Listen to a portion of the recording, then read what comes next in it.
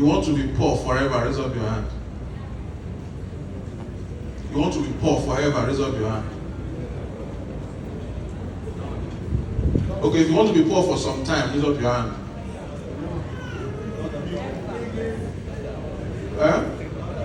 Nobody wants to be poor.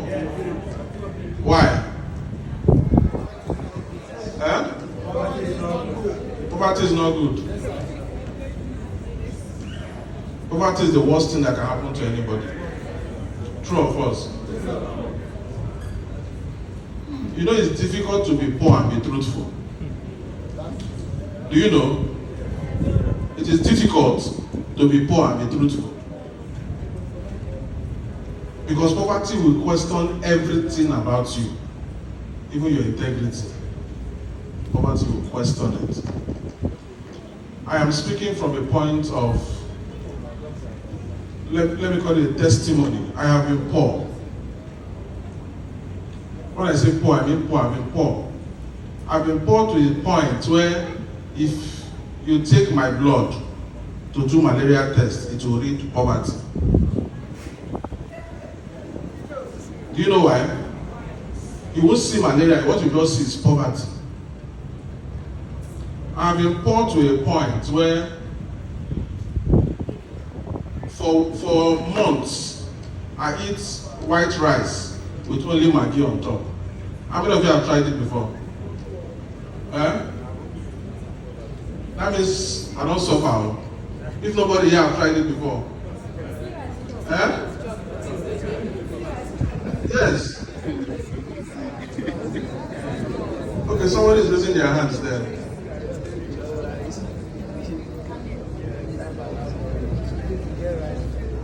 In everything you do, I want to beg you, don't be poor. It is intentional. Do you agree? Do you agree? The difference between the rich and the poor is information. It's what they know. What we are presenting here today is a platform for success, for growth. Anybody can succeed on this P1 platform. I came onto this platform poor, but I don't need to tell you today what the story is like.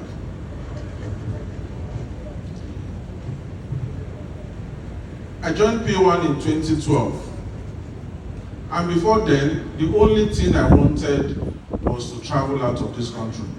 By all means, I wanted to leave this country. I did passports more than 5 times, borrowed money from friends, relatives, all in the name of one agent telling you once you bring your passport, 2 weeks, show visa, you are gone.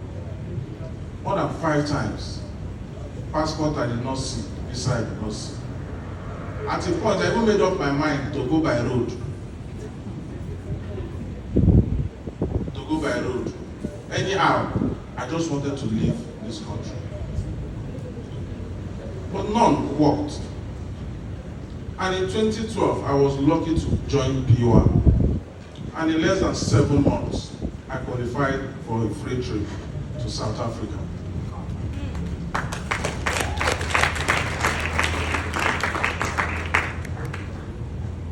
I still didn't believe it. I was saying to myself, this company, let me just be watching till that day. On that day, I went to the airport, met other people that were also traveling. They were taking pictures. I was just watching.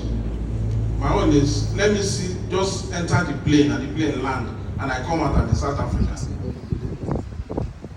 I was just watching to know if something will go wrong, and they will tell us, okay, sorry, maybe flight. You know, I was just, somehow, I didn't believe it was real. But somehow we boarded, we got into the flight, and I saw myself in South Africa. And people were making noise, happy, rejoicing when we got to the hotel, trying to sort out themselves in the room. The first thing I did was to go out of the hotel. And by the time I came back, everyone was like, where did you go to? We were looking for you for your room, blah, blah, blah, blah, blah. I said I went to buy SIM card. They said SIM card for what? But MTN can call Nigeria. I said, no, if I call Nigeria, they won't know I'm in South Africa. With Nigerian SIM card. So immediately I entered my room, the first thing I did was to remove my Nigerian SIM, put the South Africans, and started calling everybody in my family. Why? Because traveling out of Nigeria has become like a mockery. It was like a discussion in my family with my people that this guy, abroad, he don't fit go anywhere. So I needed them to know that at least I've gone to South Africa. So I called everybody one by one. I came back to Nigeria. Before I know it again, I won another trip. Free trip to Dubai. I did the same thing. I called everybody again. I want them to know I'm in Dubai. And in less than 5 months again, I'm in London. Now, in less than 3 years, this is somebody that was trying to leave this country by all means, even if it's Cotonou. I couldn't. But I joined a platform where these things became as if it was nothing. And I traveled to 8 different countries in less than 3 years. Today, there is no country there's no embassy that denies me visa. And I can't stay anywhere else in Nigeria. I've never lived outside this country for more than 7 days. But there was somebody that wanted to leave Nigeria by all means. What did you think happened? What happened? What changed?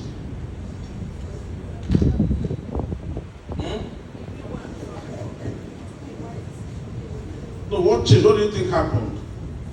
Because if I did everything to leave this country and I had the opportunity, why didn't I leave? When I go to London, why did I come back? Huh? I need somebody to answer me now, please.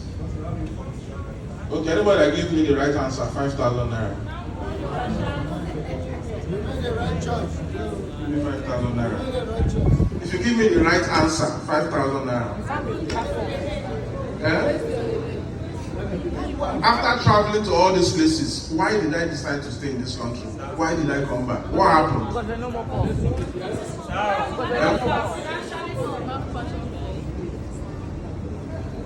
No? Okay, partially. And then give this guy that 5,000.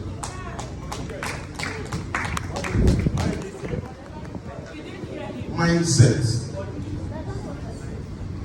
I didn't hear you, sorry. Mindset. See, if your mindset does not change, nothing will change in your life. If your mindset does not change, nothing will change in your life. It is very, very important that your mindset changes. In 2013, I've joined chairman somewhere, and while we were coming back, he entered a boutique and bought shirts for himself. And he took one of the shirts and gave it to me. I said, Ogbuefi, take. As at that time in my life, I have never entered a boutique to buy shirts before. What I wear is okrika. How many of us know what they call okrika? How many of us agree that okrika is where you get the best clothes? You're all wrong. I used to think like you, that the best clothes are in okrika. And somebody will tell me, no, you can't. I will argue with you till thy kingdom come. I will tell you, have you gone to, in the early morning when they open bail, and see first grade? As long as it's okrika, somebody wore it. No matter the designer shirt you get in okrika, it's still okrika. You can enter a store and buy the new one. Do you know? You know that there are people who don't know that they have stores. All these clothes you buy in Africa have stores in Nigeria. We see them, but we don't know, we don't recognize it. We don't understand them. So as long as it's still African, somebody has used it. And chairman gave me this shirt, and in my mind I was like, how can this man give me shirt of 15,000? What do I do with it? I was thinking in my mind, can this man just give me the cash instead of giving me shirt? How do I wear a shirt of 15,000? And I couldn't say anything. I took the shirt. I said, okay, maybe when I get home, I'll look for one of my guys to buy the shirt. But you know what they say, birds of the same feather do what? I met one of my friends and I said, Casey, see, Ochama gave me shirt to 15K, 9 buy the shirt, you buy am 10K. The guy shout, you collect them? I said, the shirt with this now. He said, why you don't tell me give you money? Because all of us were in the same level. You know the funny thing? I took the shirt home, put the shirt in the hanger, and I'm going to wear it on a special day. The shirt stayed in that hanger, and hanger spoiled rust. The hanger rust spoiled the shoulder of the shirt. It was showing. I didn't wear that shirt again because I was keeping the shirt for Christmas Day. 15,000 naira shirt. That is what poverty can do to you. What it means is that shirt was bigger than me, 3 of us. That's why I couldn't wear the shirt. So if your mindset does not change, nothing will change. And most of us agree with this saying, that all fingers are not. Do we agree? But you don't have to be the smallest one now. You have a choice. You don't have to be the smallest one. You can decide you want to be the tallest finger.